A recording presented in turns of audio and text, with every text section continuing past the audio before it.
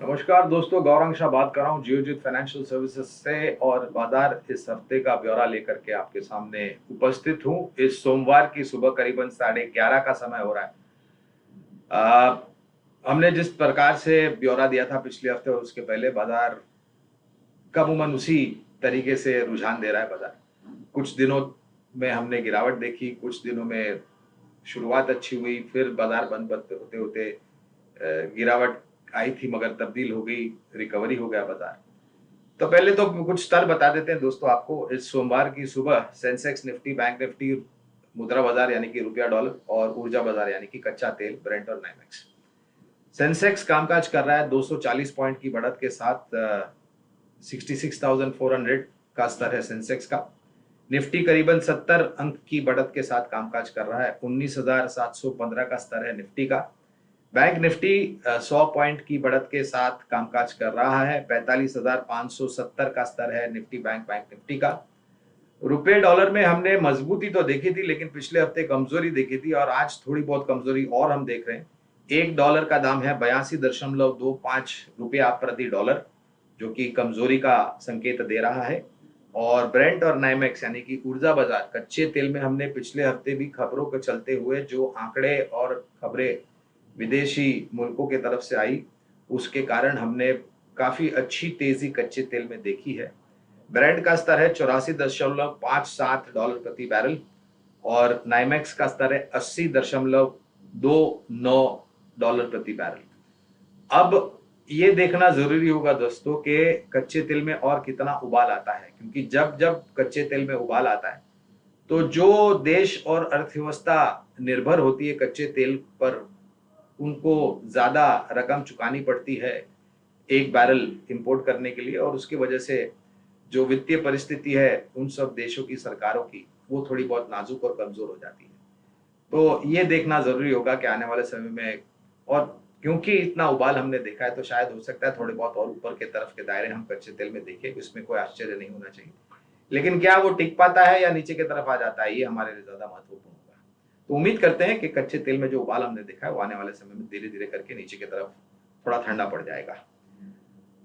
दोस्तों, अमेरिका से जो खबर आई उसको लेकर के पूरे विश्व भर के बाजार में थोड़े बहुत राहत की सांस हमने ली, और हमारे यहाँ पर भी आज थोड़ी बहुत हमने शुरुआत तो अच्छी की थी दोस्तों, लेकिन फिर कुछ गिरावट हमने देखी, लाल निशान देखे, और फिर ऊपर के तरफ के दायरे हम देख रहे हैं। और आपको याद होगा जब हम पिछले हफ्ते और उसके पहले आप लोगों से जुड़े थे, तो हमने एक नजरिया या फिर राय बाजार को लेकर के ये दी थी कि ऐसे शायद दिन और हमें देखने पड़ेंगे आने वाले भविष्य में, जहां पर शुरुआत अच्छी होगी, लेकिन दिन के बीच तक यानी कि मध्यांतर तक वो बढ़त हम गवा देंगे। फिर वापस आपको खरीदारी आते हुए दिखेगी, क्योंकि मूल्यांकन आकर्षित होते हैं। वो खरीदारी फिर स्थानीय संस्थागत निवेशकों, जिसे हम डीआईएस कहते हैं, या फिर विदेशी संस्थागत निवेशक यानी कि जिसे हम एफआईएस कहते हैं, उनके तरफ से आती हुई दिखेगी। ये निर्भर करता है जो चीफ इन्वेस्टमेंट ऑफिसर होता है फंड्स का, उनके ऊपर आकर्षण क्या लगता है उनको। तो इसी प्रकार का शायद रवैया आने वाले समय में हमको बाजार में देखने मिलेगा। ये बात भी वास्तविकता है कि करेक्शन हमने देखी है, लेकिन दोस्तों जिस स्तर पर हम कामकाज कर रहे हैं, निफ्टी का अगर आप स्तर देखें तो 19,700 के आसपास हम कामकाज कर रहे हैं। पिछले हफ्ते हमने सर्वोच्च स्तर देखा था 19,991.85, यानी कि 8 पॉइंट की कमी रह गई थी वो 20,000 का आंकड़ा छूने के लिए।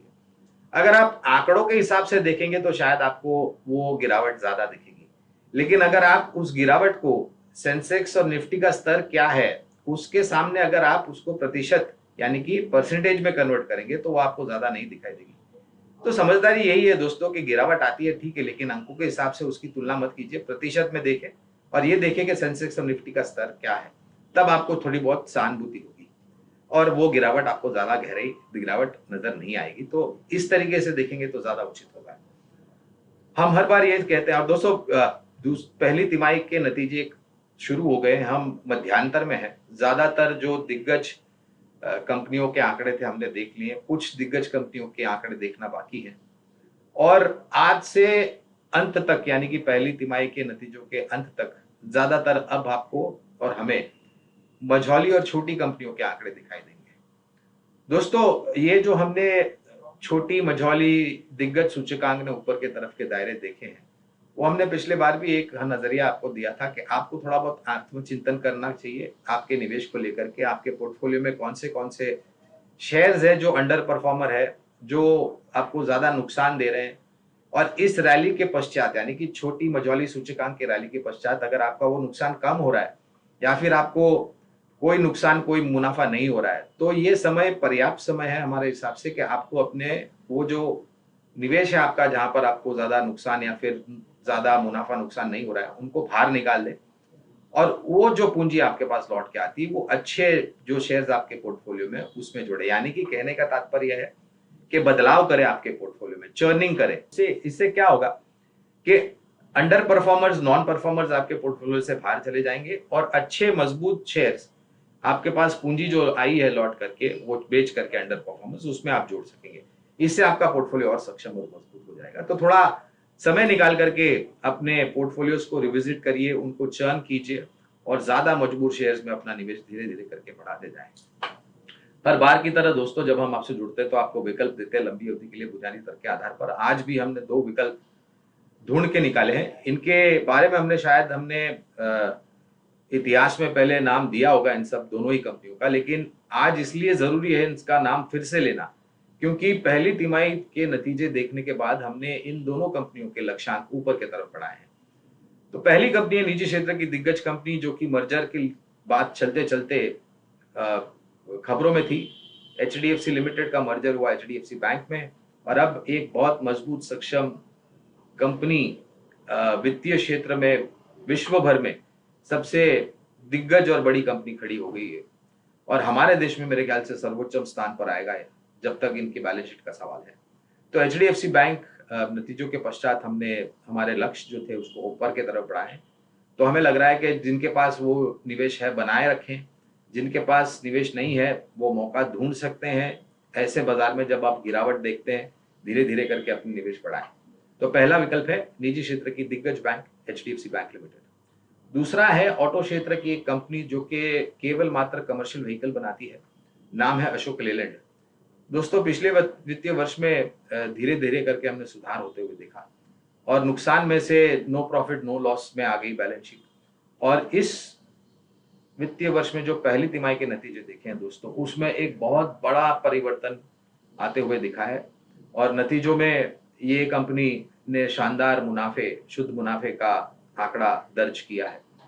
हमें लग रहा है दोस्तों कि जिस प्रकार से मांग कमर्शियल व्हीकल की बढ़ेगी, ई कॉमर्स से डिमांड अच्छी हो रही है, फ्लीट ओनर्स के पास से डिमांड आ रही है, सरकार के तरफ से कमर्शियल व्हीकल्स की क्रैपेज पॉलिसी, रिप्लेसमेंट राज्य परिवहन के बस और बाकी अन्य जो high multi axle tonnage vehicles होते हैं, उनकी मांग धीरे धीरे करके ऊपर जा रही है और ये कंपनी R&D में एक अच्छा निवेश कर रही है। दिवाली में मेरे ख्याल से एक नया इलेक्ट्रिक व्हीकल का अवतार लाइट कमर्शियल व्हीकल के रूप में आपको उतरता हुआ नजर आएगा।